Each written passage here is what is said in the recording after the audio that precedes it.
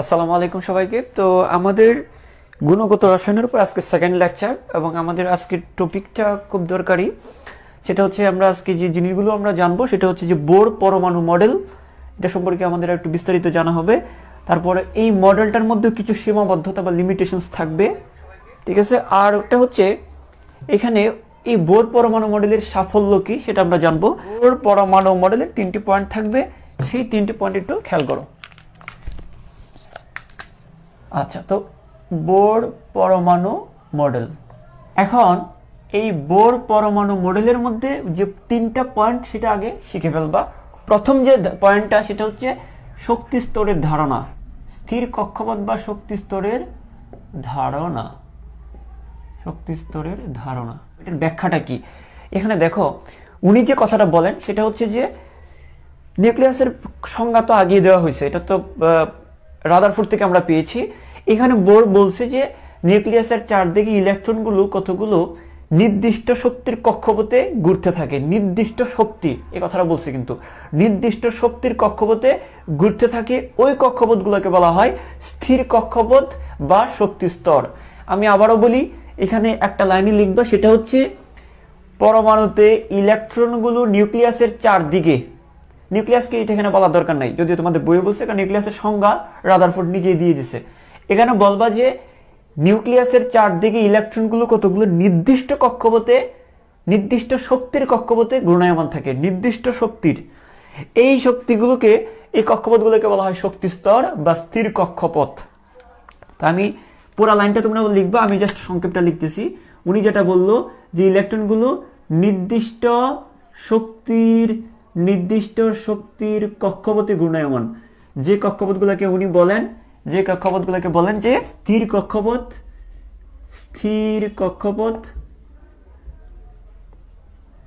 ওকে। আবার এটাকে আমরা বলতে পারি শক্তি স্তর, বা এটাকে আমরা বলতে পারি অরবিট। এটাকে আমরা কি বলতে পারি? অরবিট। তাহলে ভালো করে খেয়াল করো, আমি যদি প্রথমে যদি আমি আবারও বলি যে পরমাণুতে ইলেকট্রনগুলো নিউক্লিয়াসের চারদিকে কতগুলো নির্দিষ্ট কক্ষপথে, নির্দিষ্ট শক্তির কক্ষপথে ঘূর্ণায়মান থাকে। নির্দিষ্ট শক্তি, এই কথাটা এখানে উল্লেখ করছে বোর, আমি বারবার করে বলতেছি। বোর এখানে যেটা বললো যে রাদারফোর্ড কিন্তু শক্তির কথাটা বলে নাই, বোরে আসা বললো যে নির্দিষ্ট পরিমাণ শক্তির কক্ষপথে ঘূর্ণায়মান থাকে। ওই নির্দিষ্ট শক্তির কক্ষপথগুলোকে বলা হয় স্থির কক্ষপথ বা শক্তি স্তর বা অরবিট। এখন কথা হচ্ছে একই নাম। তো এই যে নির্দিষ্ট শক্তি বলতে এখানে কি বোঝানো হচ্ছে? এখানে একটা নির্দিষ্ট পরিমাণ শক্তি একটা কক্ষপথের থাকতে হবে। একটা কক্ষপথ যদি কক্ষপথের আচরণ করতে হয়, মানে একটা ইলেকট্রন যদি তার মধ্যে ঘোরার যদি ক্যাপাবিলিটি অর্জন করতে চায়, তাহলে তার মধ্যে একটা নির্দিষ্ট পরিমাণ শক্তি থাকতে হবে। এখানেও থাকতে হবে, এখানে প্রত্যেকটা কক্ষপথে একটা নির্দিষ্ট পরিমাণ শক্তি থাকলে পরে সেটাকে আমরা কক্ষপথ বলতে পারবো। কিন্তু রাদারফোর্ড ওই রকম কিছু বলে না, রাদার বলছে যে কতগুলো কক্ষপথই ঘুরে।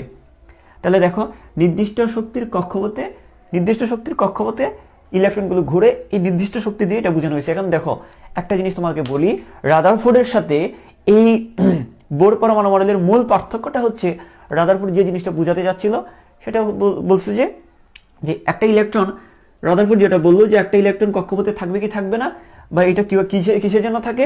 কেন্দ্রমুখী এবং কেন্দ্র বিমুখী বলের কারণে থাকে। কেন্দ্রমুখী এবং কেন্দ্র বিমুখী বলের কারণে থাকে, রাদারফোর্ড এটা বলছে। কিন্তু এখানে বোর এই কেন্দ্রমুখী বা কেন্দ্র বিমুখীর কথাটা এখানে আনেই নাই। সে বলছে যে না, এখানে বেসিক্যালি একটা কক্ষপথে যদি ইলেকট্রন থাকতে হয়, তাহলে একটা ইলেকট্রনের এই নির্দিষ্ট পরিমাণ শক্তি অর্জন করতে হবে। একটা নির্দিষ্ট পরিমাণ শক্তি অর্জন করে একটা নির্দিষ্ট শক্তির কক্ষপথে থাকবে। নির্দিষ্ট পরিমাণ শক্তির কক্ষপথে একটা ইলেকট্রন তখনই থাকতে পারবে যখন সে নির্দিষ্ট শক্তি সে অর্জন করবে। ওকে, তো এই হচ্ছে মূল পার্থক্যটা, বুঝার চেষ্টা করবো। আমি আবারও বলি, রাদারফোর্ড যে কথাটা বললো সেখানে কোনো শক্তি টক্তি এগুলো বলে নাই, বলছে যে কতগুলো কক্ষপথে ঘুরে। ওকে, এবং এই ইলেকট্রনগুলো ওই কক্ষপথে কেন থাকে, কেন অবস্থান করে? সে বললো যে কেন্দ্রমুখী এবং কেন্দ্র বিমুখী বলের কারণে, দুইটা বল সমান থাকার কারণে কক্ষপথে ঘুরে। কিন্তু কেন্দ্রমুখী বা কেন্দ্র বিমুখী বলের কথাটা যদি আমরা আনি, তাহলে ম্যাক্সওয়েলের জিনিসটা মিলবে না। ম্যাক্সওয়েলের ওই তত্ত্বটা আবার এখানে ঢুকে যাবে, যার কারণে ইলেকট্রনগুলো কেন্দ্রে পতিত হবে। কেন্দ্রমুখী কেন্দ্র বিমুখী বল দিয়ে ব্যাখ্যা দিলে ম্যাক্সওয়েলেরটাও মানতে হবে। যদি কেন্দ্রমুখী বা কেন্দ্র বিমুখীর কারণে যদি একটা ইলেকট্রন একটা নির্দিষ্ট কক্ষপথে থাকে, তাহলে তোমার ম্যাক্সওয়েলের তত্ত্ব মানতে হবে।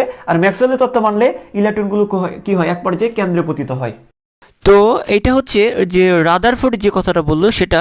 তো বোর বললো যে যে ইলেকট্রনগুলো ওই রকম কোনো কক্ষপথে ঘুরবে না, এখানে নির্দিষ্ট শক্তির কক্ষপথে ঘুরবে, যেখানে একটা ইলেকট্রনকে থাকতে হলে তাকে নির্দিষ্ট শক্তি অর্জন করতে হবে।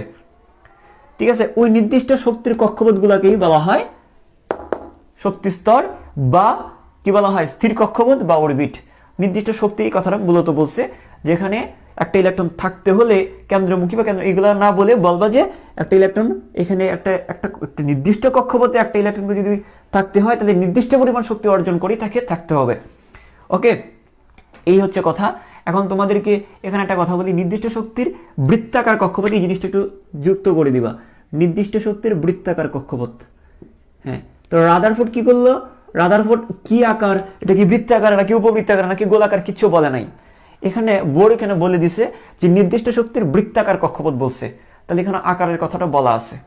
আচ্ছা, এই জিনিসটা ক্লিয়ার কিনা আমাকে একটু জানাবা, যে রাদারফোর্ড এবং এটার মধ্যে, দুইটার মধ্যে কি যে পার্থক্যটা সেটা তোমরা বুঝতে পেরেছো কিনা আমাকে জাস্ট এটা বলবা। আমি আরেকবার একটু রিপিট করে দিচ্ছি সংক্ষেপে। রাদারফোর্ড বললো যে একটা ইলেকট্রন একটা কক্ষপথে ঘুরে, সেখানে কিসের কারণে ঘুরে, তার কেন্দ্রমুখী এবং কেন্দ্রবিমুখী বলের কারণে, মানে কেন্দ্রমুখী কেন্দ্রবিমুখী বল সমান থাকার কারণে একটা নির্দিষ্ট কক্ষপথে থাকে। তো এই কথাটা যখন বলা হবে তখন ম্যাক্সওয়েলের তত্ত্বটা মানতে হবে। ওই ম্যাক্সওয়েলের তত্ত্ব মানলে তখন আর ইলেকট্রনগুলো আর এই নির্দিষ্ট কক্ষপথে থাকবে না, কেন্দ্রপতিত হবে। এটা রাদারফোর্ডের কথা।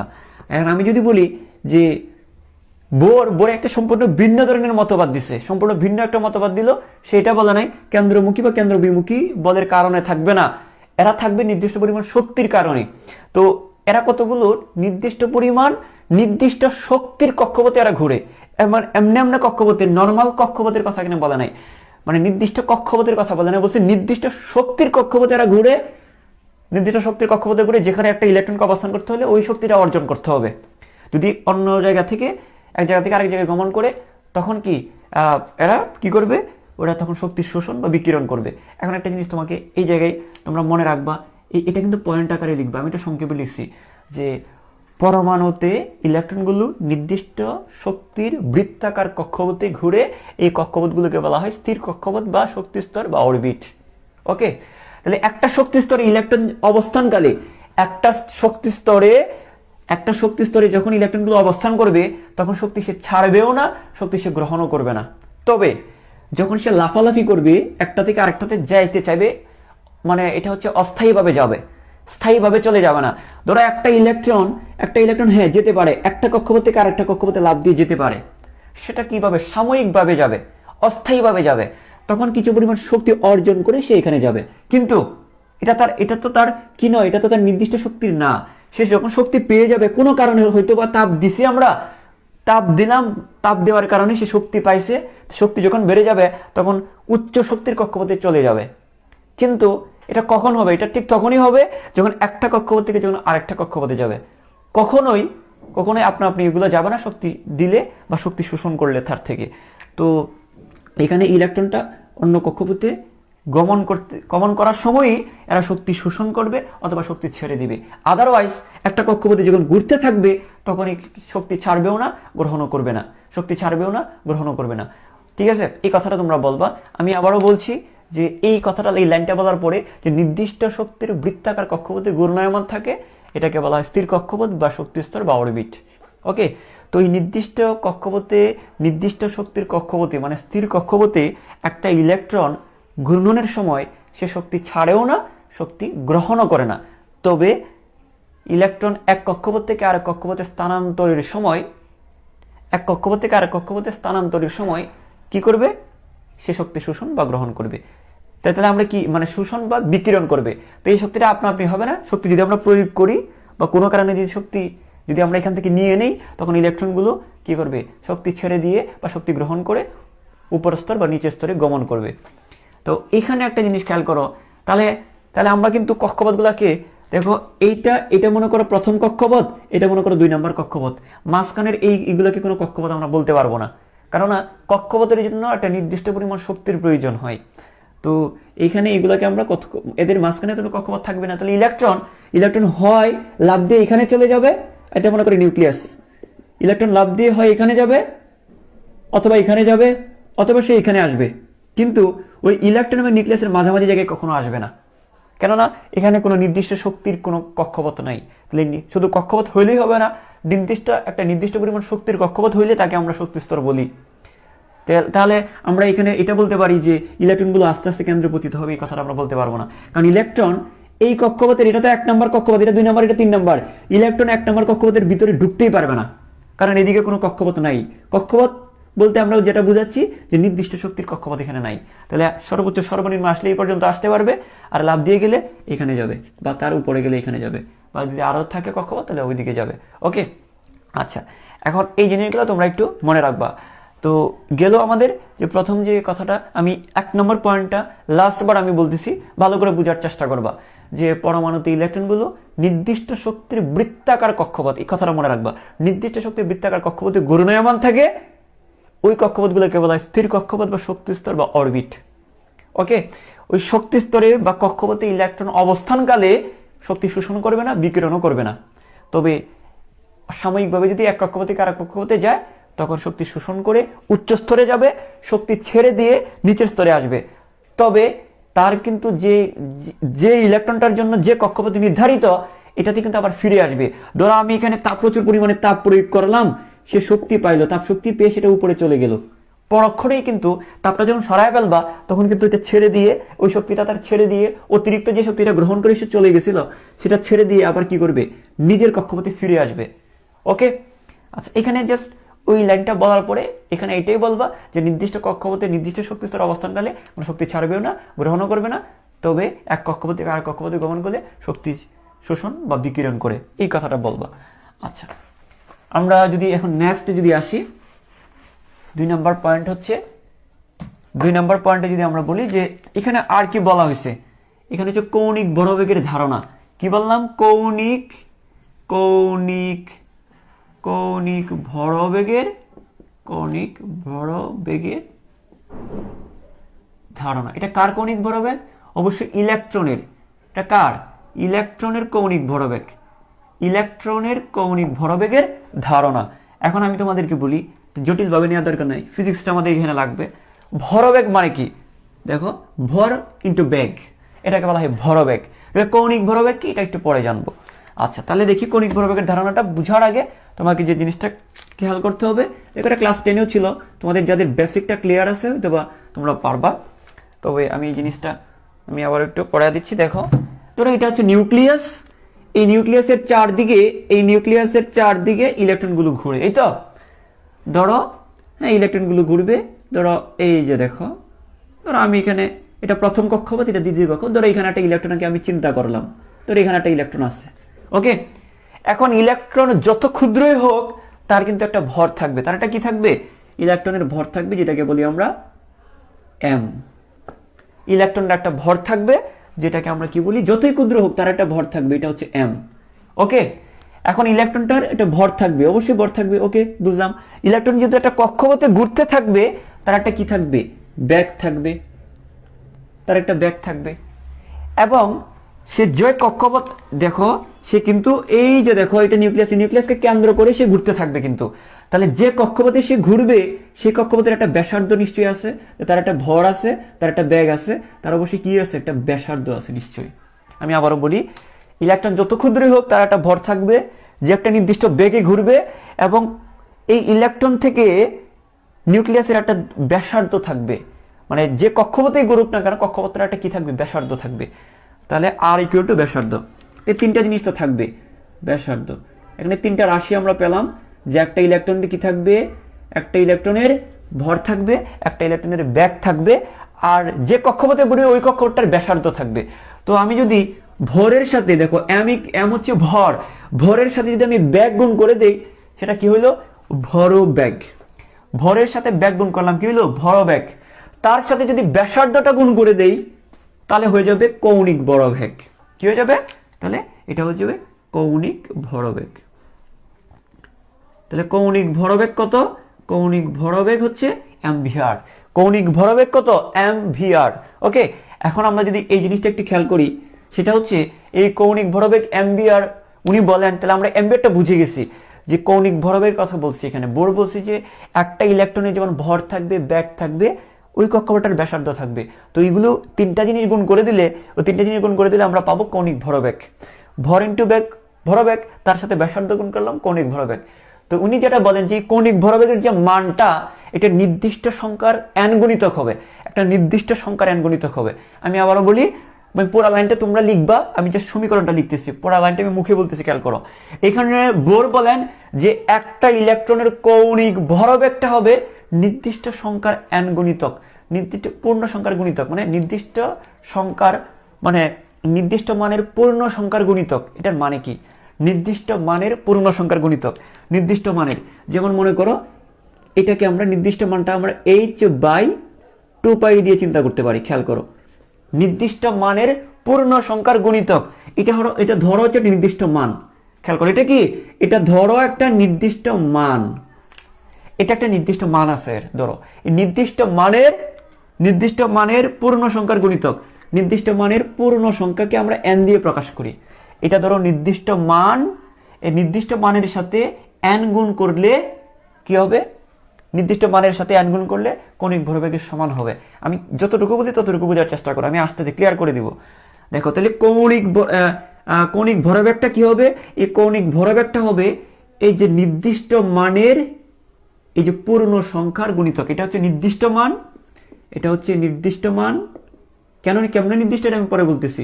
এটা হচ্ছে নির্দিষ্ট মান, আর এটা হচ্ছে পূর্ণ সংখ্যা। তাহলে দেখো উনি কি বলেন যে একটা ইলেকট্রনের কৌণিক ভরবেগটা হবে এই যে কৌণিক ভরবেগটা হবে নির্দিষ্ট মানের পূর্ণ সংখ্যার গুণিতক। ঠিক আছে, এখানে n এর মানটা হবে পূর্ণ সংখ্যা, যেহেতু বলা হয়েছে এখানে n এর মান হবে 1 2 3। আর আমি যদি কেমিস্ট্রি মানে যদি ম্যাথের ভাষায় যদি বলা হয়, এটা আসলে স্বাভাবিক সংখ্যা। পূর্ণ সংখ্যা হলে -1ও চলে আসবে, -1 2 3 এগুলো পড়ছিলাম, মনে আছে? তো এখানে জাস্ট পূর্ণ সংখ্যা বলতে এখানে স্বাভাবিক সংখ্যাকে বোঝানো হয়েছে। এখানে n এর মান অলওয়েজ 1 2 3 হবে, কখনো মাইনাসের দিকে যাবা না। মানে কেমিস্ট্রি মানে যিনি ট্রান্সলেট করেন হয়তো বা ম্যাথটা মনে ছিল না, তবে তোমরা এইভাবেই শিখবা। তো এখানে n এর মানটা আমি যদি বলি, এখানে n এর মান হচ্ছে, এখানে n এর মান কি? এখানে n এর মান হচ্ছে কক্ষপথ সংখ্যা। nটা কি? এখানে n হচ্ছে কক্ষপথ সংখ্যা, এখানে n হচ্ছে কক্ষপথ সংখ্যা। তাহলে যেটাকে আমরা পূর্ণ সংখ্যা যেটাকে বলতেছি, n হচ্ছে এখানে পূর্ণ সংখ্যা বা কক্ষপথ সংখ্যা, যেটাকে আমরা বলি, যেখানে আমরা 1 হতে পারে, 2 হতে পারে, 3 হতে পারে, ... তাহলে দেখো খেয়াল করো, আমি একটা কথা বলি, কক্ষপথের কি কখনো ভগ্নাংশ হয়? কক্ষপথ হাফ নাম্বার কক্ষপথে বা 1/3 কক্ষপথে এরকম তো বলা যায় না। তাহলে কক্ষপথ সবসময় পূর্ণ সংখ্যাটা হয়, কক্ষপথ সবসময় কি হয়? পূর্ণ সংখ্যাই হয়। তো এখানে n দিয়ে পূর্ণ সংখ্যা বোঝাচ্ছি, মানে কক্ষপথ সংখ্যাকে বোঝানো হচ্ছে। n এর মান 1 হবে কখন? যখন 1 নাম্বার কক্ষপথে একটা ইলেকট্রনের কৌণিক ভরবেগ বের করবা। n এর মান 2 হবে কখন? যখন 2 নাম্বার কক্ষপথের একটা কৌণিক ভরবেগটা বের করবা। আচ্ছা, এটা কেন নির্দিষ্ট মান সেটা আমি যদি তোমাদেরকে বলি, দেখো এইচটা কেন নির্দিষ্ট? দেখো এইচ হচ্ছে একটা ধ্রুবক সংখ্যা, তো ধ্রুবক তো সবসময় নির্দিষ্টই হবে। যেমন এখানে দেখো h/2π, 2 এখানে একটা নির্দিষ্ট মান, 2 যেমন একটা নির্দিষ্ট মান, পাইও একটা কি নির্দিষ্ট মান, এটার অ্যারাউন্ড হচ্ছে 3.1416, হ্যাঁ প্রায়। আচ্ছা, তাহলে আমরা কি পাইলাম? তাহলে পাই একটা নির্দিষ্ট মান, পাই একটা নির্দিষ্ট সংখ্যা, 2 একটা নির্দিষ্ট সংখ্যা। তাহলে এইচও কি একটা নির্দিষ্ট সংখ্যা? এইচ হচ্ছে পাই যেমন একটা ধ্রুবক, পাইটা যেমন একটা ধ্রুবক, এই এইচটাও একটা ধ্রুবক। এইচ হচ্ছে, এই এইচটাকে বলা হয় প্লাঙ্কের ধ্রুবক। এইচটাকে কি বলা হয়? প্লাঙ্কের ধ্রুবক। এই এইচটাকে বলা হয় প্লাঙ্কের ধ্রুবক। ভালো করে খেয়াল করো। তো আমি যদি বলি যে এখানে পাই যেমন একটা ধ্রুবক সংখ্যা, এইচ দিয়েও একটা ধ্রুবককে বোঝানো হচ্ছে। পাই একটা প্রতীক, একটা নির্দিষ্ট মানকে বোঝাচ্ছে, পাই দিয়ে একটা নির্দিষ্ট মানকে বোঝানো হচ্ছে। একইভাবে এইচ দিয়ে একটা ধ্রুবককে বোঝানো হচ্ছে, প্লাঙ্কের ধ্রুবক। সেটা কি ধ্রুবক? প্লাঙ্কের ধ্রুবক। এই প্লাঙ্কের ধ্রুবকের মানটা তোমাদেরকে বলি, সেটা হচ্ছে 6.626, তোমাদের মুখস্থ করবা 6.626 ইন্টু 10^34, 10^34, এটা তোমাদের ক্লাস 10-এ ছিল। 10^34 জুল সেকেন্ড, 10^34 জুল সেকেন্ড। তাহলে দেখো এখানে আমি কি বললাম যে একটা ইলেকট্রনের কৌণিক ভরবেগটা দেখো নির্দিষ্ট মানের পূর্ণ সংখ্যার গুণিতক, মানে এই নির্দিষ্ট মান কেন, এটা নির্দিষ্ট কেমনে হইলো, এটা এই যে একটা নির্দিষ্ট মান, এই যে একটা ধ্রুবক যে 6.626 ইন্টু 10^34 জুল সেকেন্ড, এটা নির্দিষ্ট মান, পাই একটা নির্দিষ্ট মান, 2 একটা নির্দিষ্ট মান। তাহলে দেখো এটা একটা নির্দিষ্ট, এটার মানটা নির্দিষ্ট, এটার মানটা নির্দিষ্ট, তাহলে নির্দিষ্ট মানকে নির্দিষ্ট মানের ভাগফলগুলো তো নির্দিষ্টই হবে, মানে এদেরকে ভাগ করলে একটা নির্দিষ্ট মান আমরা পাবো। এই নির্দিষ্ট মানের n গুণিতক মানে পূর্ণ সংখ্যার গুণিতক, সেটা n এর মানটা এখানে 1 নম্বর কক্ষপথ বা 2 নম্বর কক্ষপথ বা 3 নম্বর কক্ষপথ হবে। এখন তোমাদেরকে একটু প্রশ্ন করি, সেটা হচ্ছে যে আমরা আস্তে আস্তে কঠিনের দিকে চলে যাব, ভালো করে খেয়াল করো। তো এখানে তোমরা যে জিনিসটা বললাম, এখানে যে একটা ইলেকট্রনের কৌণিক ভরবেগটা এই নির্দিষ্ট মানের n গুণিতক হবে, যেখানে n এর মান 1 2 3 হতে পারে। এখন তোমাদেরকে যদি প্রশ্ন করি যে 1 নম্বর কক্ষপথের কৌণিক ভরবেগ কত হবে, 1 নম্বর কক্ষপথে কৌণিক ভরবেগ কত হবে, n এর মানটা কত বসাবা, 2 বসাবা, সরি 1 বসাবা। 1 নম্বর কক্ষপথে n এর মান কত বসাবা, 1 বসালে এখানে কি থাকবে, h/2 পাই। আমাকে সবাই কমেন্টে জানিয়ে দাও 2 নম্বর কক্ষপথে কৌণিক ভরবেগ কত, 2 নম্বর কক্ষপথে কৌণিক ভরবেগ কত সেটা আমাকে জানাও। 2 নম্বর কক্ষপথে কৌণিক ভরবেগটা কত হবে? আচ্ছা, 2 নম্বর কক্ষপথ যদি ধরি আমরা n = 2, n = 2 হলে কৌণিক ভরবেগ কত হবে, কৌণিক ভরবেগ হবে n এর মানটা 2 বসাও, তাহলে 2 * h/2 পাই, তাহলে কত হবে, 2 এ 2 এ কাটা গেলে কি থাকবে, h/পাই। একজন কমেন্ট করছে আব্দুল ফাদিল, হ্যাঁ ওটা হয়েছে। তাহলে দেখো যখন 2 নম্বর কক্ষপথে n এর মান কত হবে, 2, তখন কৌণিক ভরবেগ অ্যাম্বিয়ার এর মানটা কত, মানে অ্যাম্বিয়ার এর মান হবে h/পাই, মানে n এর জায়গায় তুমি 2 বসাবা, কাটাকাটি গিয়ে কি থাকবে, h/পাই থাকবে, তাহলে কৌণিক ভরবেগ হবে h/পাই। একইভাবে তুমি যদি n এর মান যদি 6 হয়, তাহলে অ্যাম্বিয়ারটা কত হবে, অ্যাম্বিয়ার মানে তো কৌণিক ভরবেগ কত হবে, 6 * h/2 পাই। তো এখানে এই 2 আর 6 গুণ করে কাটাকাটি দিলে থাকবে কি 3, তাহলে 3h/পাই, 3h/পাই। n = 6 হলে অ্যাম্বিয়ার = h/পাই, মানে কৌণিক ভরবেগটা 3h/পাই আর কি, 3h/পাই। ওকে, 3 নম্বর পয়েন্টে যদি আমরা দেখি তাহলে আমাদের দেখতে হবে 3 ইলেকট্রনের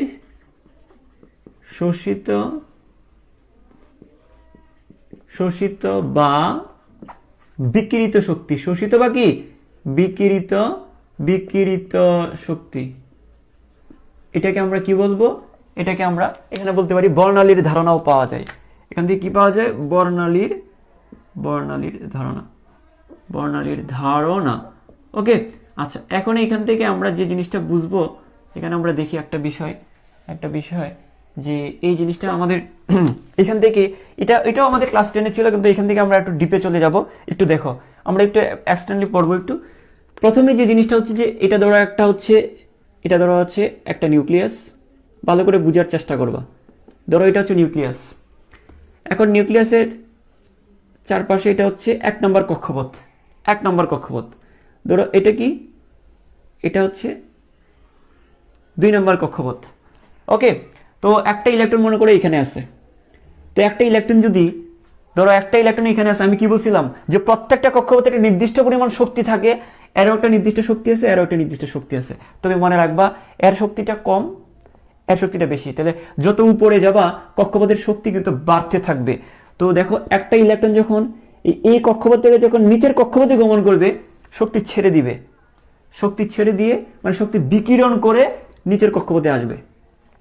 আবার যখন একটা ইলেকট্রন নিচের থেকে যখন উপরে যাবে, তো শক্তি অর্জন করে শক্তি গ্রহণ করে সে উপরে যাবে, তো শক্তি কি করবে, সে চারদিক থেকে শক্তি গ্রহণ করে সে উপরে যাবে। তো আমি আবার বলি, নিচে গেলে শক্তি ছেড়ে দিয়ে আসবে, আর উপরে গেলে কি করবে, উপরে গেলে অবশ্যই শক্তি শোষণ করে তাকে উপরে উঠতে হবে, শক্তিটাই শোষণ করবে। আচ্ছা, এখন কথা হচ্ছে যে এই যে শক্তি শোষণ বা বিকিরণ করলো, এই শক্তির মানটা কত, এই শক্তির মানটা আমরা ওই 3 নম্বর পয়েন্ট দিয়ে আমরা বের করতে পারি। শোষিত বা বিকিরিত শক্তির পরিমাণটা হবে, দেখো পরিমাণটা হবে, ধরো এই জায়গায় আমি যদি বলি, ধরো এখান থেকে একটা ইলেকট্রন এখানে আসলে সে কি করবে বলছি, সে শক্তি ছেড়ে দিবে। ধরো শক্তি ছেড়ে দিল। ওকে, এখন শক্তি যে ছাড়বে, এই শক্তিটার অবশ্যই একটা কি থাকবে, একটা নির্দিষ্ট পরিমাণ, এটা তাড়িৎচুম্বক তরঙ্গাকারে ছাড়বে। তো তোমরা অলরেডি জানো যে একটা তাড়িৎচুম্বক তরঙ্গের কি কি জিনিস থাকে। একটা তাড়িৎচুম্বক তরঙ্গের ব্যাগ থাকবে, একটা তাড়িৎ-চুম্বক তরঙ্গের কম্পাঙ্ক থাকবে, একটা তাড়িৎ-চুম্বক তরঙ্গের তরঙ্গ দৈর্ঘ্য থাকবে। অর্থাৎ তোমরা ফিজিক্সে যেটা পড়ছো V equal to f lambda, V equal to কি ল্যামডা, এফ ল্যামডা পড়ছো, এটা তাড়িৎ-চুম্বক তরঙ্গের ক্ষেত্রে আমরা ব্যবহার করতে পারি। অর্থাৎ এখানে দেখো ভি হচ্ছে ওই তরঙ্গটার ব্যাগ বা শক্তিটার ব্যাগ, মানে এখানে তাড়িৎ-চুম্বক, এটা তো একটা শক্তি, তাড়িৎ-চুম্বক তরঙ্গাকারের যে তাপ শক্তি, এটা কিন্তু তাড়িৎ-চুম্বক তরঙ্গ। আলোক শক্তি যেটা সূর্যের আলো থেকে আসছে এটা তাড়িৎ-চুম্বক তরঙ্গ।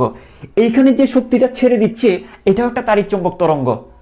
ঠিক আছে, তাহলে তার একটা কি থাকবে, ওই তরঙ্গটার কি থাকবে, একটা নির্দিষ্ট পরিমাণ ব্যাগ থাকবে, কি ব্যাগে সে বেরোচ্ছে, তার একটা কম্পাঙ্ক থাকবে নিশ্চয়ই, এবং তার একটা কি থাকবে, তরঙ্গ দৈর্ঘ্য থাকবে। কি থাকবে, তরঙ্গ দৈর্ঘ্য থাকবে। তো এখানে আমি বলি এই জিনিসগুলা, আমি যদি বলি যে এখানে কি কি জিনিস থাকবে, ওটার একটা নির্দিষ্ট 4টা জিনিস থাকবে মনে রাখবা। তার একটা কি থাকবে, ব্যাগ থাকবে, যেটাকে আমরা, যেটা আলোর বেগে যেহেতু চলে, যেহেতু এই ব্যাগটা, তাহলে এখানে একটা ব্যাগ থাকবে, যেহেতু ব্যাগ থাকে, যেটাকে আমরা ভি দ্বারা প্রকাশ করি। নর্মালি আমরা ফিজিক্সে ভি দ্বারা প্রকাশ করি, কিন্তু এখানে যে শক্তিটা, এটা আলোক শক্তি বা আলোর বেগে চলে বলে এটাকে আমরা সি দ্বারা প্রকাশ করি। কি দ্বারা প্রকাশ করি, সি দ্বারা প্রকাশ করি, সি দ্বারা প্রকাশ করি। আলোর বেগে মানে আলোটা যে বেগে চলে ওই বেগে এরা চলতে পারে, সুতরাং এটাকে আমরা সি দিয়ে প্রকাশ করি। ওকে, তারপরে এখানে যে কম্পাঙ্কটা থাকে, এখানে যে কম্পাঙ্ক থাকে, আমরা জানি যে কম্পাঙ্ক ইকুয়াল টু কি, কম্পাঙ্ক ইকুয়াল টু কি, কম্পাঙ্ক ইকুয়াল টু আমরা এফ জানি, কম্পাঙ্ক ইকুয়াল টু জানি এফ। তো কেমিস্ট্রিতে তোমাদের বইয়ে কম্পাঙ্কটাকে নিউ দিয়ে প্রকাশ করছে, কি দিয়ে, কম্পাঙ্কটাকে নিউ দিয়ে প্রকাশ করছে। তো মনে রাখবা নিউ দিয়ে প্রকাশ করছে। তাহলে আমি এগুলো মার্ক করে দিচ্ছি। এই চ্যাপ্টারটার মধ্যে ব্যাগটাকে আমরা সি দিয়ে প্রকাশ করব, যেটা হচ্ছে আলোর ব্যাগ। ঠিক আছে, কম্পাঙ্কটাকে আমরা নিউ দিয়ে প্রকাশ করব, কি দিয়ে, নিউ দিয়ে প্রকাশ করব। কি দিয়ে প্রকাশ করব, নিউ দিয়ে প্রকাশ করব। জাস্ট তোমরা জানো যে কি থাকবে, একটা কম্পাঙ্কের, একটা তরঙ্গের বা তাড়িৎ-চুম্বক তরঙ্গের একটা নির্দিষ্ট ব্যাগ থাকে, একটা নির্দিষ্ট কম্পাঙ্ক থাকে, এবং আরেকটা জিনিস হচ্ছে একটা নির্দিষ্ট তরঙ্গ দৈর্ঘ্য থাকবে। কি থাকবে, তরঙ্গ দৈর্ঘ্য থাকে। তো এই তরঙ্গ দৈর্ঘ্যটাকে, এটাকে ল্যামডা দিয়ে প্রকাশ করা হয়, সেটা কেমিস্ট্রি হোক আর ফিজিক্স হোক, এটাকে আমরা কি দিয়ে প্রকাশ করব, ল্যামডা দিয়ে প্রকাশ করব।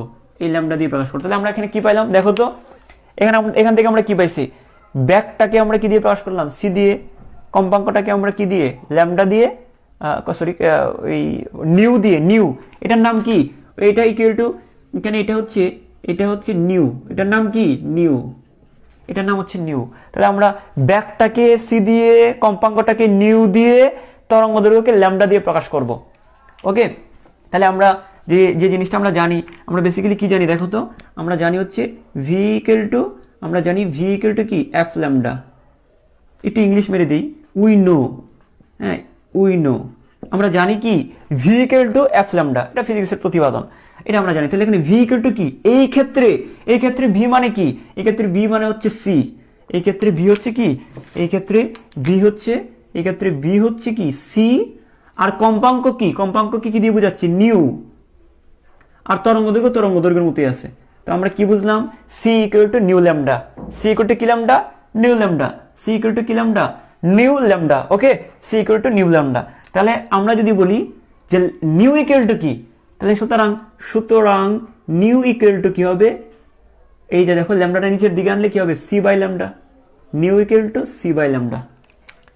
ঠিক আছে, এখানে আরেকটা কথা আমি বলি, যেমন আমি আবারও বলি যে একটা পরমাণুতে একটা ইলেকট্রন যখন উচ্চতর কক্ষ থেকে নিচের কক্ষপথে যাবে, শক্তি ছেড়ে দিয়ে যাবে, যে শক্তিটা ছাড়বে এটা একটা তাড়িৎ-চুম্বক তরঙ্গ।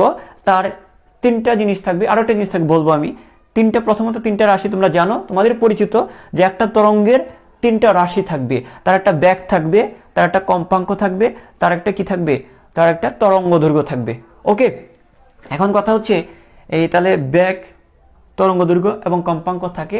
আরেকটা জিনিস মনে রাখবা, তার একটা শক্তি থাকবে, একটা তরঙ্গের কি থাকে রে, একটা তরঙ্গের শক্তি থাকবে, এটা মনে রাখবা, শক্তি থাকবে, কত জুল সেটা একটা থাকবে, সেটাকে আমরা ই দিয়ে প্রকাশ করি। তো আমি আবারও বলি, যখন একটা শক্তি বিকিরণ করবে তখন শক্তির পরিমাণ থাকবে, ওই শক্তিটার পরিমাণ থাকবে, ওই তরঙ্গের, এই তাড়িৎ-চুম্বক তরঙ্গটার কি থাকবে, একটা নির্দিষ্ট পরিমাণ শক্তি থাকবে। দেখো এটা নির্দিষ্ট পরিমাণ শক্তি থাকবে, তাহলে 4টা রাশি তুমি মনে রাখবা। একটা তাড়িৎ চুম্বক তরঙ্গের সাথে 4টা রাশি জড়িত থাকবে। প্রথম 3টা তো তোমরা জানোই, বি থাকে, এফ থাকবে, তরঙ্গ দৈর্ঘ্য থাকবে, v equal to f lambda. এই তিনটা জিনিস তোমাদের আগে থেকে জানা আছে। একটা তরঙ্গের সাথে এই 3টা রাশি থাকে, এটা আমরা জানি। 4 নম্বর যেটা আমাকে নতুন জানতে হচ্ছে সেটা হচ্ছে যে একটা তরঙ্গের যেমন ব্যাগ থাকে, একটা তরঙ্গের যেমন কম্পাঙ্ক থাকে, একটা তরঙ্গের যেমন তরঙ্গ দৈর্ঘ্য থাকবে, একইভাবে একটা তরঙ্গের কি থাকবে, নির্দিষ্ট পরিমাণ শক্তিও থাকবে। নির্দিষ্ট পরিমাণ কি থাকবে, নির্দিষ্ট পরিমাণ শক্তি থাকবে। আচ্ছা, তাহলে দেখো শক্তির পরিমাণ ওই তরঙ্গটার, এই যে তরঙ্গটা সম্পর্কে আমরা জানলাম, এই তরঙ্গটার 4টা রাশি থাকবে, বেগ, কম্পাঙ্ক, তরঙ্গ দৈর্ঘ্য এবং কি শক্তির পরিমাণ। ওই শক্তিটার একটা নির্দিষ্ট পরিমাণ থাকবে, সেটা ই।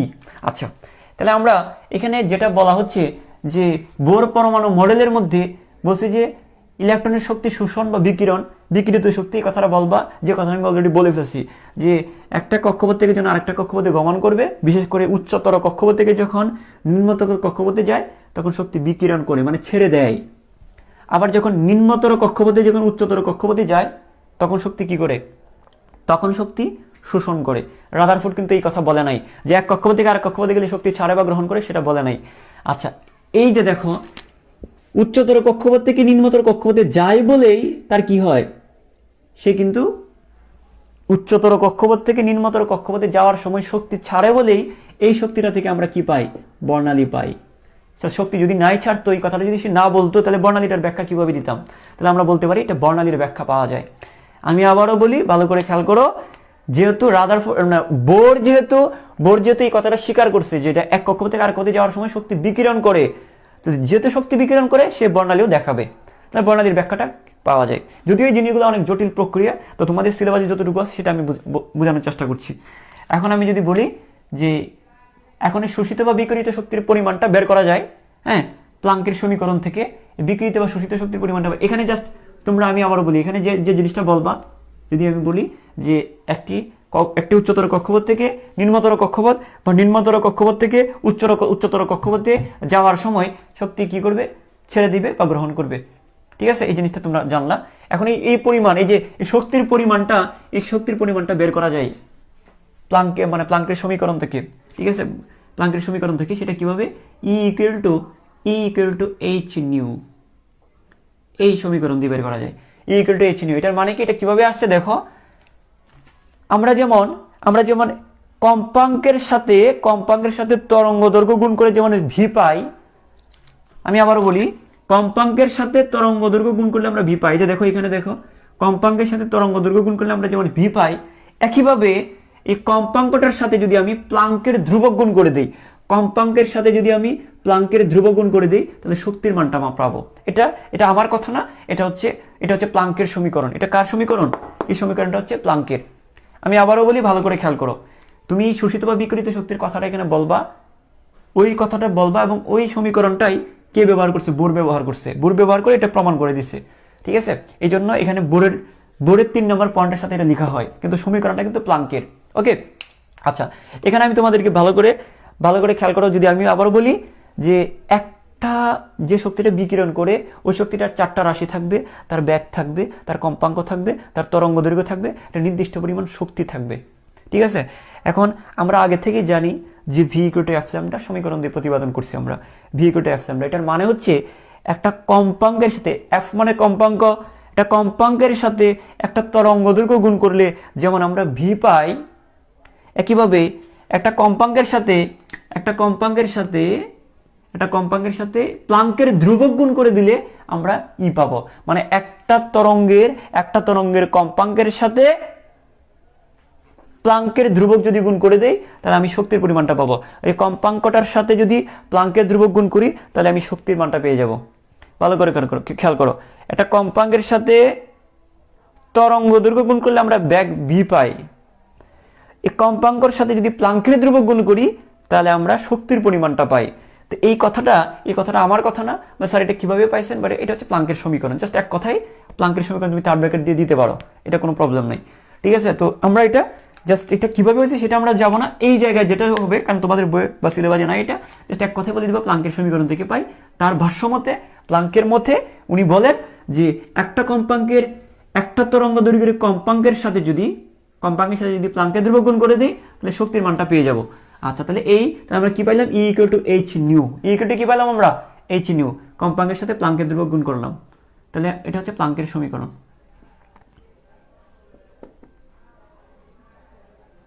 আচ্ছা, এখন আমরা যে কাজটা করব, এইখান থেকে এই যে শোষিত শক্তি, মানে যে শক্তিটা ছেড়ে দিল, যে শক্তিটা ছাড়তেছে ওই শক্তির পরিমাণটা কত? যে শক্তি ছেড়ে দিচ্ছে এই শক্তির পরিমাণ হচ্ছে এইচ নিউ। এই শক্তির পরিমাণটা কি? H new. আমি আবারও বলি, যে শক্তিটা সে ছেড়ে দিচ্ছে ওই শক্তিটার কি থাকবে? ব্যাগ থাকবে, কম্পাঙ্ক থাকবে, তারপরে আর কি থাকবে? তরঙ্গ দৈর্ঘ্য থাকবে এবং কি শক্তি থাকবে।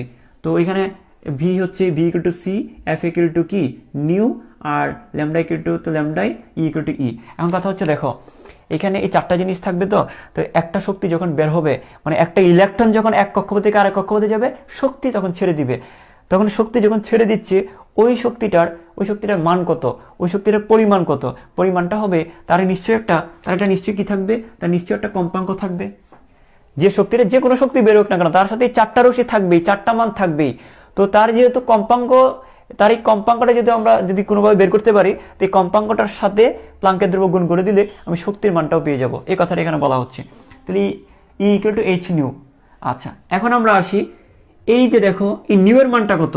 নিউ দেখো আমরা একটু আগে বের করে রাখছি, ভি ইকুয়াল যদি এফ ল্যামডা হয়, c equal to nu lambda, আর nu equal to c by lambda. এই মানটা যদি আমরা এখানে বসাই তাহলে কি দাঁড়াচ্ছে? তাহলে আমরা পাচ্ছি হচ্ছে h c by lambda. H কি হবে? H c by lambda. আমি আবারও বলি, এই যে নিউ এর মানটা nu equal to c by lambda, এই nu equal to c by ল্যামডাটা আমরা এখানে বসালাম। তাহলে কি দাঁড়ালো? E equal to h c by lambda. E equal to কি?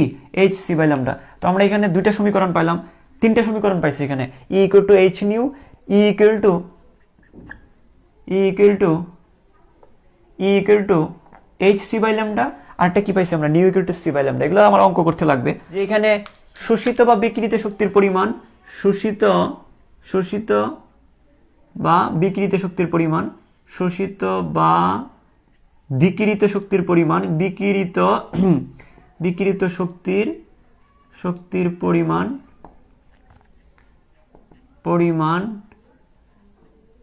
এটা হচ্ছে কি? শোষিত বা বিকিরিত শক্তির পরিমাণ e equal to h c by lambda বা e equal to h nu. এখন আমরা একটা জিনিস দেখবো এখান থেকে, যে শোষিত বা বিকিরিত শক্তির পরিমাণ এইচ সি বাই ল্যামডা বা ইকুয়াল টু এইচ নিউ। তো এখান থেকে আমরা মূলত বোর পরমাণু মডেলের তিনটা জিনিস পাইলাম। একটা হচ্ছে যে সে নির্দিষ্ট শক্তির কক্ষপথের কথা বলছে, উনি কৌণিক ভরবেগের কথা বলেন, এবং উনি কি বলেন যে শোষিত বা বিকিরিত শক্তির পরিমাণটা হবে একটা নির্দিষ্ট, মানে ই ইকুয়াল টু এইচ নিউ, বা এটাকে আমরা বলতে পারি এইচ সি বাই ল্যামডা। ওই পরিমাণটা যদিও প্লাঙ্কের সমীকরণ ব্যবহার করে এটা পাওয়া গেছে। তো এই জিনিসটা তোমরা একটু খেয়াল করবা। তো এখানে যে জিনিসগুলো আমরা অঙ্ক করতে লাগে, ইকুয়াল টু এইচ নিউ এটা লাগে, equal to h c by lambda সেটা লাগবে, এবং হ্যাঁ nu equal to c by lambda সেটাও আমাদের অঙ্ক করতে লাগবে। ঠিক আছে? আচ্ছা, এখন এখান থেকে তোমাদেরকে আরেকটা কথা বলি। এই যে দেখো, ধরো এই যে কক্ষপথে প্রত্যেকটা কক্ষপথে একটা নির্দিষ্ট পরিমাণ শক্তি থাকে। তো আমি যদি বলি যে এই 1 নম্বর কক্ষপথের শক্তি হচ্ছে E1, যদি আমরা ধরি 2 নম্বর কক্ষপথের শক্তি আমরা ধরবো কত? 1 নম্বর কক্ষপথের শক্তি হচ্ছে E1, 2 নম্বর কক্ষপথের শক্তি হচ্ছে কি E2। তাহলে 1 নম্বর কক্ষপথের শক্তি E1, 2 নম্বর কক্ষপথের শক্তি E2 যদি ধরি, 3 নম্বর কক্ষপথের হচ্ছে E3, 4 নম্বর হচ্ছে E4। এভাবে আমরা কক্ষপথের শক্তি বাড়াতে, মানে নামগুলো আমরা দিতে পারি। এখন তোমাদের একটা কথা বলি, সেটা হচ্ছে ধরো আমি জাস্ট বোঝানোর জন্য বলতেছি, নিচের কক্ষপথের শক্তি তো কম থাকবে। তো ধরো এটা হচ্ছে 3 কিলো জুল ধরলাম, কথার কথা ধরলাম এটা 3 কিলো জুল, এটা হচ্ছে 5 কিলো জুল, এটা হচ্ছে কত? 5 কিলো জুল। তাহলে কতটুকু একটা ইলেকট্রন যখন এখান থেকে এখানে আসবে, একটা ইলেকট্রন যখন এখান থেকে এখানে আসবে, তাহলে কি পরিমাণ শক্তি ছাড়বে? দেখো, ধরো এটা ধরলাম আমরা, এই কক্ষপথের শক্তি ধরলাম 5 কিলো জুল, এই কক্ষপথের শক্তি ধরলাম আমরা 3 কিলো জুল। তাহলে এখান থেকে যখন একটা ইলেকট্রন এখানে আসবে, কি পরিমাণ শক্তি ছাড়বে? এখান থেকে যদি এখানে আসতে হয় তাকে 3 কিলো জুল হইতে হবে, তাকে কত কিলো জুল হতে হবে? উদাহরণ হিসেবে দেখাচ্ছি আমি, যে ধরো এই কক্ষপথের শক্তি 5 কিলো জুল, এটার শক্তি 3 কিলো জুল। এখান থেকে একটা ইলেকট্রন যদি এখানে আসতে হয়, তাহলে তাকে কত কিলো জুল হতে হবে? তাকে 3 কিলো জুল মানের শক্তি তাকে অর্জন করতে হবে। তাহলে বাকি 2 কিলো জুল ছেড়ে দিবে। তো যে পরিমাণ শক্তি সে ছাড়বে এখান থেকে এখানে আসার সময়, সেটা কত কিলো জুল হবে? সেটা হবে 2 কিলো জুল। কত হবে রে? 2 কিলো জুল। তা আমরা এটা বলতে পারি না 2 কিলো জুল সমান ইকুয়াল টু কি তাহলে আমরা বলতে পারি না 5 - 3 = 2 কিলো জুল।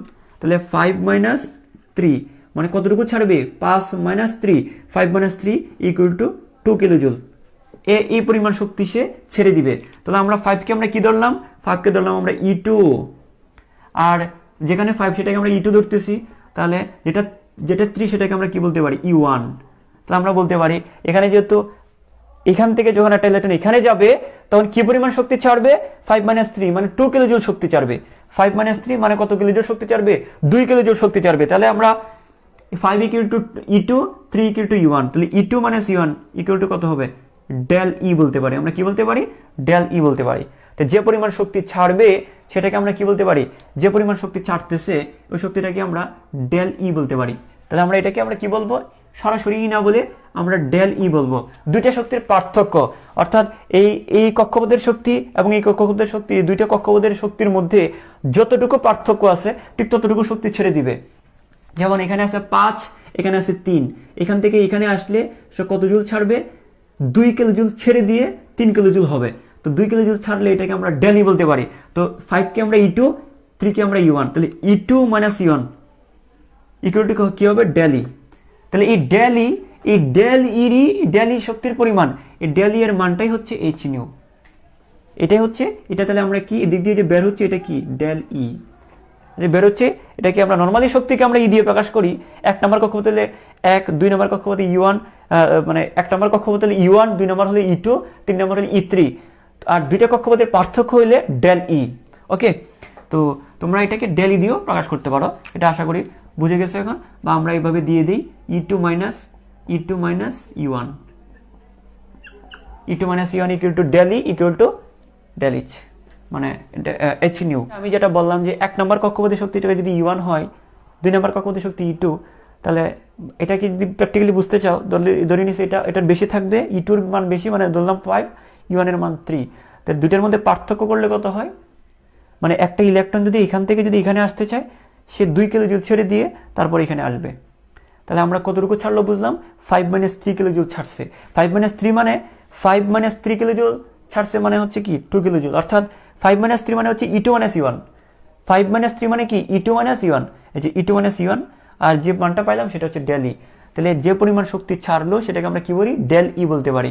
ওই ডেল ইর পরিমাণ, এই ডেল ইর মানটা আমরা কিভাবে বের করব, ডেল ইর মানটা বের করব ওই তরঙ্গের কম্পাঙ্কের সাথে, ডেল ইর মানটা বের করব এই তরঙ্গের কম্পাঙ্কের সাথে আমরা h গুণ করে দিব। কি গুণ করে দিব, h গুণ করে দিব। দেখো এটা ক্লাস 10 এর ছিল, তোমরা যারা বেসিক ক্লিয়ার করে উঠছো হয়তো বা তোমরা বুঝতে পেরেছো, যারা তারপরে বুঝো নাই বা ক্লাস 10এও যারা বুঝো নাই, আমি কিন্তু প্রত্যেকটা জিনিস কিন্তু এখানে উল্লেখ করছি। তোমরা প্রয়োজনে এই ভিডিওটা আবার একটু দেখে নিও যদি আরো ক্লিয়ারিফাই চাও। বোর পরমাণু মডেলটাকে যদি সংক্ষেপে লিখি, বোর পরমাণু মডেলে যদি আমি সংক্ষেপে লিখতে যাই তো কি কি পাচ্ছি আমি, দেখো একটা হচ্ছে শক্তি স্তরের ধারণা।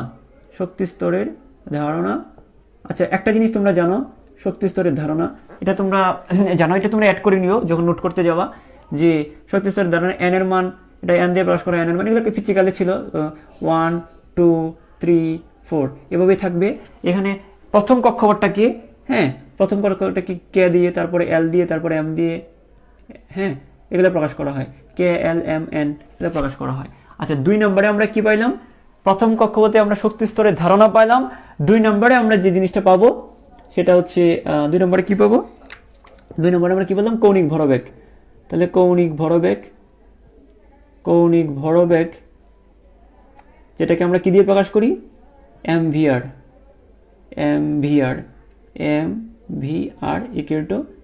nh/2π। আচ্ছা, তারপরে আমরা কি পাবো, 3 নম্বরে আমরা কি পাইলাম, শোষিত বা বিকিরিত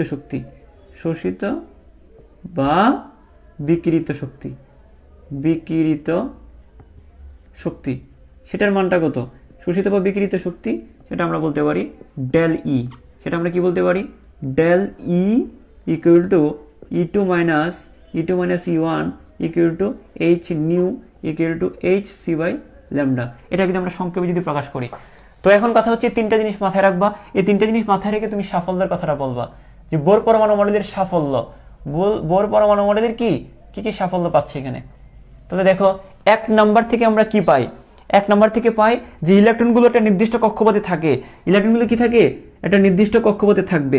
ইলেকট্রনগুলো একটা নির্দিষ্ট কক্ষপথে থাকবে, একটা নির্দিষ্ট কক্ষপথে থাকবে। সে নিচেও যাবে না, উপরেও যাবে না, মানে সাময়িকভাবে যেতে পারে, কিন্তু প্রত্যেকটা ইলেকট্রনের জন্য নির্দিষ্ট কক্ষপথ বরাদ্দ থাকে। তো এখান থেকে আমরা এটা কিন্তু রাদারফোর্ডের মতো ইলেকট্রনগুলো কিন্তু কি হচ্ছে না, নিউক্লিয়াসে মিশে যাচ্ছে না, কিন্তু নিউক্লিয়াসে মিশে যাচ্ছে না, বরং ইলেকট্রনগুলোর স্থায়িত্ব পাইছে। আমরা একটা পরমাণুর স্থায়িত্ব আমরা ব্যাখ্যা করতে পারি। যেহেতু এক একটা ইলেকট্রন একটা নির্দিষ্ট কক্ষপথে ঘুরতে থাকে, তা আমরা পরমাণু কি, পরমাণু একটা স্থায়িত্ব আমরা বলতে পারি। কিন্তু রাদারফোর্ডের ক্ষেত্রে পরমাণু স্থায়িত্ব থাকবে না। সকল ইলেকট্রন যদি নিউক্লিয়াসে পতিত হয়, পরমাণু কি আর পরমাণু থাকবে না? তবে এখানে আমরা কি করতে পারি, স্থায়িত্বটার ব্যাখ্যা দিতে পারি। বোর পরমাণু মডেলে কি করতে পারি, স্থায়িত্বের ব্যাখ্যা দিতে পারি। এটা একটা সাফল্য। স্থায়িত্বের ব্যাখ্যা কেন দিতে পারি? কারণ ইলেকট্রনগুলো যার যার কক্ষপথে নির্দিষ্ট কক্ষপথে ঘুরবে, এটা আমরা বলতে পারি। তাহলে 1 নাম্বার থেকে আমরা কি পাইছি, স্থায়িত্বের ব্যাখ্যা পাইছি। 2 নাম্বার থেকে আমরা কি পাইছি দেখি তো, কৌণিক ভরবেগ সম্পর্কে ধারণা। 2 নাম্বার কৌণিক ভরবেগ সম্পর্কে ধারণা।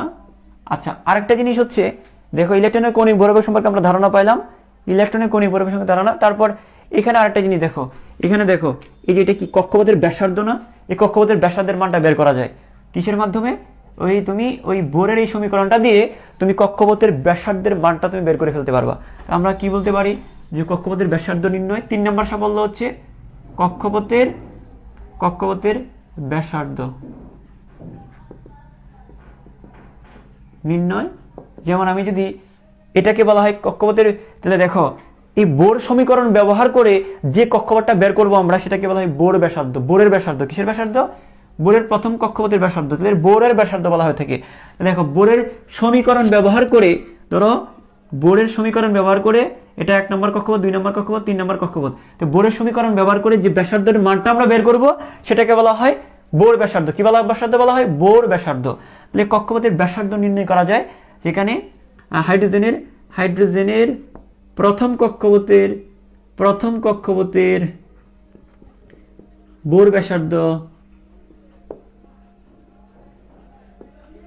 বোর ব্যাসার্ধকে এ দিয়ে প্রকাশ করা হয়। কি দিয়ে? এ দিয়ে প্রকাশ করা হয়। বোর ব্যাসার্ধ কত? সেটা হবে, বোর ব্যাসার্ধ হচ্ছে, এটা মানটা একটু মনে রাখবা, মানে একটা উদাহরণ এখানে শিখবা আর কি এমসিকিউর জন্য। 5.29 ইন্টু 10 ইনভার্স 5.29 ইন্টু 10 ইনভার্স সমত 11 সেন্টিমিটার। তোমরা আমাকে একটু কনফার্ম করিও একটু, যাদের কাছে বই আছে। তারপর 4 নাম্বার দেখো, 4 নম্বরে আমরা কি কি সাফল্য পাইলাম? বর্ণালী সম্পর্কে সুস্পষ্ট ধারণা। বর্ণালী সম্পর্কে, মানে এটা তো প্রথম 2টা থেকে আমরা পাই, এটাও পাই 1 নাম্বার থেকে, এটা পাই 2 নাম্বার থেকে, এটা পাই 3 নাম্বার থেকে। বর্ণালী সম্পর্কে ধারণা, বর্ণালী সম্পর্কে সুস্পষ্ট ধারণা পাই। তাহলে ভালো করে খেয়াল করো, আমি আবারও বলি, 1 নম্বর পয়েন্ট থেকে আমরা কি বলতে পারি, যেটা স্থায়িত্বের ব্যাখ্যা করা যায়, যে ইলেকট্রনগুলো নিউক্লিয়াসে পতিত হবে না, স্থায়িত্বের ব্যাখ্যা করা যায়।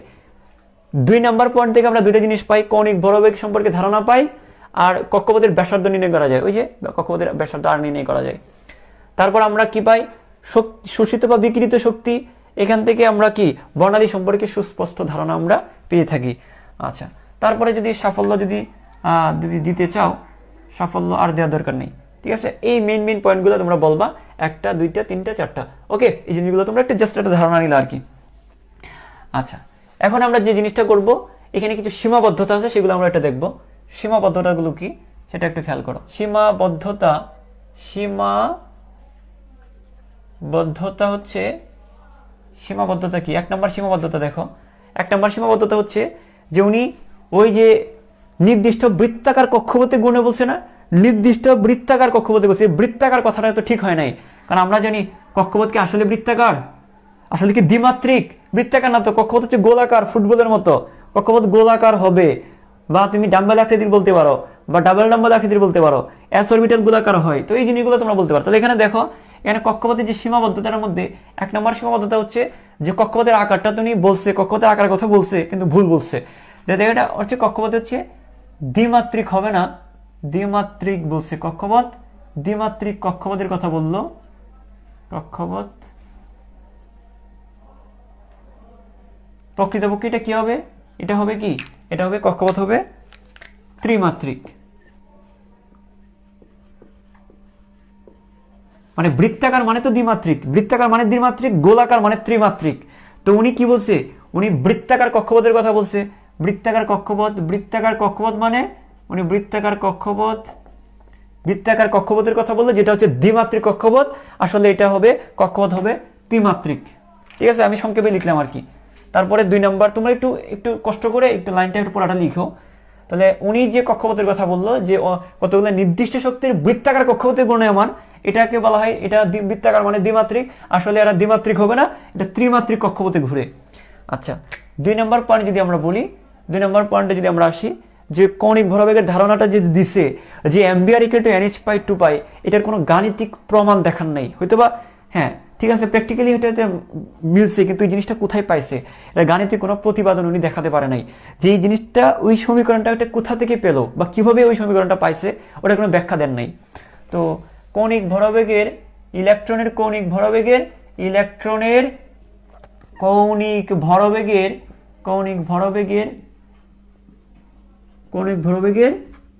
ব্যাখ্যা,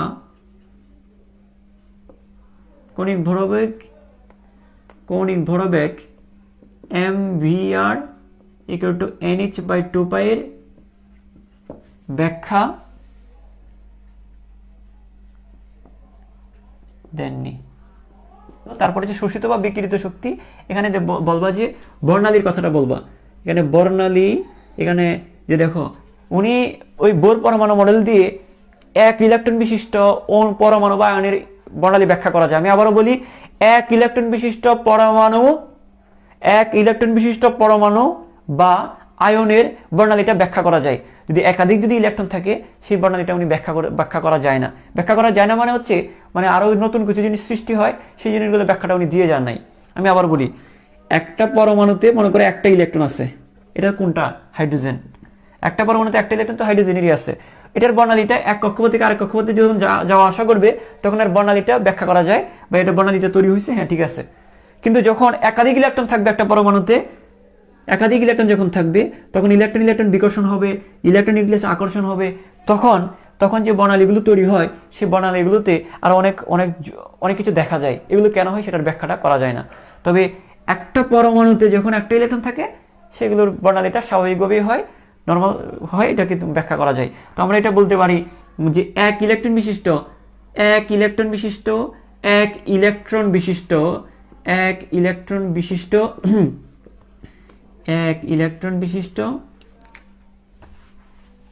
পরমাণুর বা আয়নের বর্ণালী ব্যাখ্যা করা যায়। বর্ণালী ব্যাখ্যা করা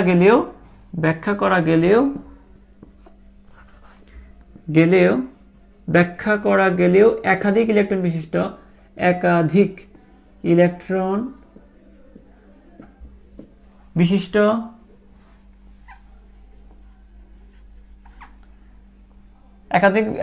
বিশিষ্ট পরমাণু বা আয়নের বর্ণালী ব্যাখ্যা করা যায় না। এটা পুরোটা আমি আর লিখলাম না। দেখো, এক ইলেকট্রন বিশিষ্ট পরমাণু বা আয়নের বর্ণালী ব্যাখ্যা করা গেলেও একাধিক ইলেকট্রন বিশিষ্ট পরমাণু বা আয়নের বর্ণালীটা ব্যাখ্যা করা যায় না। তো যেমন উদাহরণ হিসেবে আমরা বলতে পারি, তাহলে কোনগুলো ব্যাখ্যা করা যায়? এক ইলেকট্রন বিশিষ্ট কোনটা রয়েছে? হাইড্রোজেন। আয়নের মধ্যে কি রয়েছে? Helium 2+, helium 1+। হিলিয়ামের মধ্যে 2টা ইলেকট্রন, তার মধ্যে একটা ইলেকট্রন ছেড়ে দিলে হিলিয়াম 1+। তারপরে হচ্ছে লিথিয়ামের মধ্যে 3টা ইলেকট্রন, 2টা ছেড়ে দিলে কত হবে? 2+। তো এইগুলোর ব্যাখ্যা করা যায়, এইগুলোর ব্যাখ্যা করতে পারবা, কিন্তু তুমি হিলিয়ামের বর্ণালী ব্যাখ্যা করতে পারবা না। একাধিক ইলেকট্রন মানে হিলিয়াম, তারপরে হচ্ছে লিথিয়াম, এদের বর্ণালী তুমি ব্যাখ্যা করতে পারবা না। মানে একটা ইলেকট্রন আছে এমন আয়ন অথবা পরমাণুর বর্ণালী ব্যাখ্যা করা গেলেও এই একাধিক ইলেকট্রন বিশিষ্ট ব্যাখ্যা করা যায় না। আচ্ছা, 4 নম্বরে যদি আমি বলি যে দেখো, একটা কক্ষপথ থেকে যখন আরেকটা কক্ষপথে ইলেকট্রন গমন করবে, তখন যে শক্তিটা বিকিরণ করবে, সেটাকে যদি আমি বর্ণালী দেখাই, তাহলে বিভিন্ন বর্ণ দেখাবে। বর্ণালীতে যদি আমরা দেখি, তাহলে বিভিন্ন বর্ণ দেখাবে। কিন্তু দেখা গেছে যে ওই প্রত্যেকটা রেখা, বর্ণালীতে যে রেখাগুলো থাকে, যে শক্তিটা বিকিরণ করে সেটা বর্ণালী প্রদর্শন করে। এটা একটা রেখা, এটা একটা রেখা, এটা একটা রেখা। এখন যে বর্ণগুলো দেখায়, খেয়াল করো, এইগুলোতে কতগুলো, মানে প্রত্যেকটা রেখাকে আবার সূক্ষ্ম রেখায় বিভক্ত। ধরো এই রেখাটা আবার কি সূক্ষ্ম রেখায় বিভক্ত। এটার কারণটা কি? প্রত্যেকটা রেখা, প্রত্যেকটা বর্ণ আবার সূক্ষ্ম বর্ণ বা সূক্ষ্ম রেখায় বিভক্ত। এটা মানে ইলেকট্রন মাইক্রোস্কোপ দিয়ে যদি আমরা দেখি, প্রত্যেকটা রেখার মধ্যে আবার ছোট ছোট আবার রেখা রয়েছে। এটার কারণটা কি? মানে সূক্ষ্ম রেখার ব্যাখ্যাটা উনি দেন নাই, রেখার ব্যাখ্যা দেননি। তাহলে আমি আবারও বলি, বর্ণালীতে যে রেখাগুলো রয়েছে সেই রেখাগুলোর প্রত্যেকটি রেখার আবার কিছু সূক্ষ্ম রেখা রয়েছে, এই সূক্ষ্ম রেখাগুলোর বর্ণালীর ব্যাখ্যাটা উনি দিতে পারেন নাই। আচ্ছা, তারপরে হচ্ছে 5 নাম্বার। আমি যদি পুরো জিনিসটা বলি যে বোর পরমাণু মডেল থেকে আমরা কি পাইলাম? প্রথমে পড়ছি বোর পরমাণু মডেল, এটার 3টা জিনিস পাইলাম। ওকে, তারপর কি কি সাফল্য পাইছি আমরা, এগুলো আমি পয়েন্ট আউট করে দিছি, সাফল্যগুলোর কথা বলবা। মানে এটার দিক খেয়াল করে, মানে তোমার মাথায় থাকবে এই 3টা জিনিস, এই 3টা জিনিস মনে করে করে তুমি সাফল্যগুলো মনে রাখবা। আর সীমাবদ্ধতাগুলো আমরা কি পাচ্ছি? সীমাবদ্ধতার মধ্যে একটা হচ্ছে দ্বিমাত্রিক কক্ষপথ, আসলে এটা উনি বলছে দ্বিমাত্রিক, আসলে এটা হবে ত্রিমাত্রিক। তারপরে বলছে যে ইলেকট্রনের কণিক বরাবরের যে সূত্রটা উনি পাইছে, ওই সূত্রটা উনি কোথায় পাইছে, এটার ব্যাখ্যাটা উনি দিতে পারে নাই, ওটার ব্যাখ্যাটা দিতে পারে নাই। আচ্ছা, এক ইলেকট্রন বিশিষ্ট পরমাণু বা আয়নের বর্ণালী ব্যাখ্যা করা গেলেও একাধিক ইলেকট্রন বিশিষ্ট আয়নের বর্ণালী ব্যাখ্যা করা যায় না। তারপরে আমরা বলবো যে বর্ণালীতে যে বর্ণগুলো তৈরি হয় সেগুলোতে আবার সূক্ষ্ম রেখা দেখা যায়, এটার কারণটা কি? আচ্ছা, এখন আমরা লাস্টে একটা কথা বলবো, সেটা হচ্ছে মানে জিমিন প্রভাব এবং স্টার্ক প্রভাব। একটা হচ্ছে জিমিন প্রভাব, এটা লাগবে, একটা হচ্ছে জিমিন প্রভাব, এটা দিয়ে আমি শেষ করবো আজকে। একটা হচ্ছে জিমিন প্রভাব আর একটা হচ্ছে স্টার্ক প্রভাব। জিমিন প্রভাব আর একটা কি স্টার্ক প্রভাব। এই জিনিসটা কি দেখো, এটা হচ্ছে জিমিন প্রভাব এবং স্টার্ক প্রভাব হচ্ছে কি, চৌম্বক ক্ষেত্রে যদি আমরা প্রয়োগ করি, একটা পরমাণুকে যদি আমরা চৌম্বক ক্ষেত্রে প্রয়োগ করি, এই চৌম্বক ক্ষেত্রে থাকলে কি হয় যে ওই বর্ণালীগুলো সূক্ষ্ম রেখায় বিভক্ত হয়ে যায়। দেখো, মানে প্রত্যেকটা বর্ণ তো সূক্ষ্ম রেখা থাকে, আমরা ইলেকট্রন মাইক্রোস্কোপে আমরা দেখি, কিন্তু জিমেন প্রভাবের কারণে অধিকতর সূক্ষ্ম রেখায় বিভক্ত হয়। মানে জিমেন প্রভাবটা হচ্ছে চৌম্বক ক্ষেত্রের কারণে বর্ণালীতে যে বর্ণগুলো হয় সেখানে আরো সূক্ষ্ম রেখা বেড়ে যায়। আর স্টার্ক প্রভাবটা হচ্ছে তড়িৎ ক্ষেত্রে যদি আমরা প্রয়োগ করি, তো তড়িৎ ক্ষেত্রের প্রভাবে বর্ণালীতে যে বর্ণ তৈরি হয় সেখানে সূক্ষ্ম রেখা, অধিকতর সূক্ষ্ম রেখা দেখা যায়। এটাকে আমরা বলবো তড়িৎ ক্ষেত্রের প্রভাবে, এটাকে আমরা বলবো স্টার্ক প্রভাব। তো দুইটা প্রভাবে এখানে বলবো, এগুলো কেন হয়, এই চৌম্বক ক্ষেত্র প্রয়োগ করলে কেন বর্ণালীতে সূক্ষ্ম রেখা দেখা যাবে, বা এটা জিমেন মানে চৌম্বক, জিমেনের মধ্যে ম আছে, এটা মনে রাখবো চৌম্বক। আর স্টার্কটা হচ্ছে এটা তড়িৎ, স্টার্ক এটা তড়িৎ। তো দেখো, জিমেন প্রভাব কোনটা, চৌম্বক ক্ষেত্র প্রয়োগ করলে কেন সূক্ষ্ম রেখা দেখা যায়, চৌম্বক ক্ষেত্র প্রয়োগ করলে বর্ণালীতে সূক্ষ্ম রেখা দেখা যায়, সেটা হচ্ছে জিমেন প্রভাব। আর স্টার্ক প্রভাবটা হচ্ছে তড়িৎ ক্ষেত্র প্রয়োগ করলে বর্ণালীতে সূক্ষ্ম রেখা দেখা যায়, এটা হচ্ছে স্টার্ক প্রভাব। তো জিমেন প্রভাব এবং স্টার্ক প্রভাব এগুলো কেন হয়, এটার ব্যাখ্যাটাই বর্ণালী ওই বোর পরমাণু মডেল থেকে পাওয়া যায় না। যে জিমেন প্রভাব এবং স্টার্ক প্রভাবটা ক্লিয়ার হয়েছে কিনা, আমি আবারও বলি যে একটা পরমাণুকে যদি তুমি চৌম্বক ক্ষেত্রে প্রয়োগ করো, বর্ণালীর যে বর্ণগুলো অধিকতর সূক্ষ্ম রেখায় বিভক্ত হয়, একে বলা হয় জিমেন প্রভাব। তো এটার কারণটা কি ব্যাখ্যা পাওয়া যায় না। আর একটা পরমাণুকে যদি তুমি তড়িৎ ক্ষেত্রে প্রয়োগ করো, তাহলে বর্ণালীতে যে বর্ণগুলো তৈরি হয় সেগুলো আরো অধিকতর সূক্ষ্ম রেখায় বিভক্ত হয়, সেটাকে বলা হয় স্টার্ক প্রভাব। তাহলে চৌম্বক ক্ষেত্রের কারণে জিমেন প্রভাবটা পাই আমরা, স্টার্ক প্রভাবটা পাই তড়িৎ ক্ষেত্রে প্রভাব। এটার কারণটা কি বা ব্যাখ্যাটা কি, এগুলো কেন হয়, এটা বোর পরমাণু মডেল থেকে পাওয়া যায় না। তো এটা জিমেন প্রভাব হচ্ছে চৌম্বক ক্ষেত্রের প্রভাবে। লাস্টের দুইটা বুঝছো কিনা আমাকে বলো, তাহলে আমি ক্লাস শেষ করে দিব।